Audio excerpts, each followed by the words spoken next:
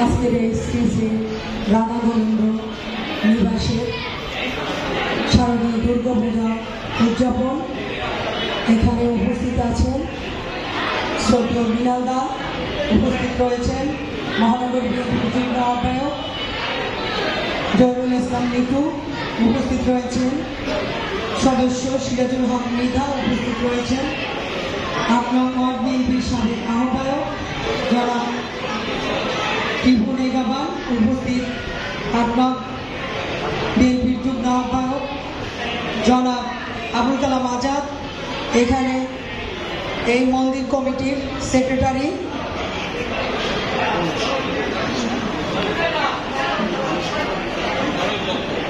গণেশ দত্ত, উপস্থিত শহীদুল ইসলাম, উপস্থিত আলাউদ্দিন, উপস্থিত সকল এই মন্দিরে সুবানো ভাই এবং সকলকে জানাচ্ছি আমার বরিশাল মহানগর বিএনপির পক্ষ থেকে এবং আমার ভারপ্রাপ্ত চেয়ারম্যান বিএনপির সাংগঠনিক অভিভাবক জনাব তারেক রহমানের পক্ষ থেকে শারদীয় শুভেচ্ছা ও অভিনন্দন।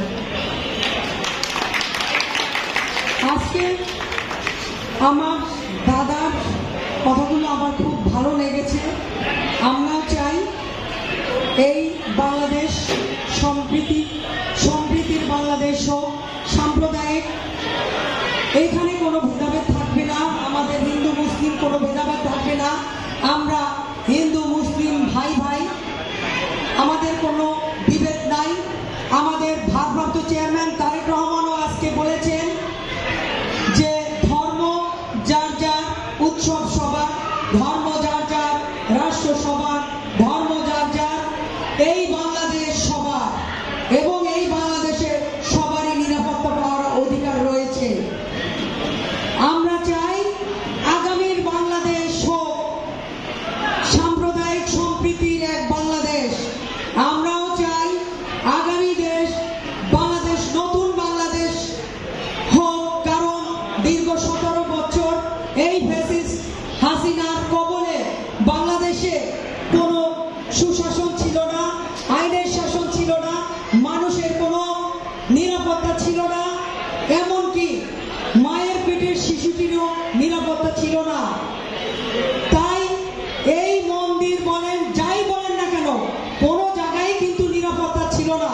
তখনও কিন্তু মন্দির ভাঙা হয়েছে, বিভিন্ন ধরনের হিন্দুদের উপর অত্যাচার হয়েছে।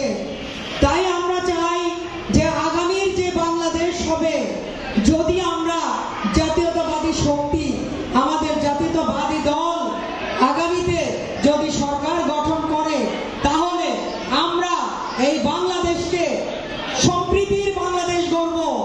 এই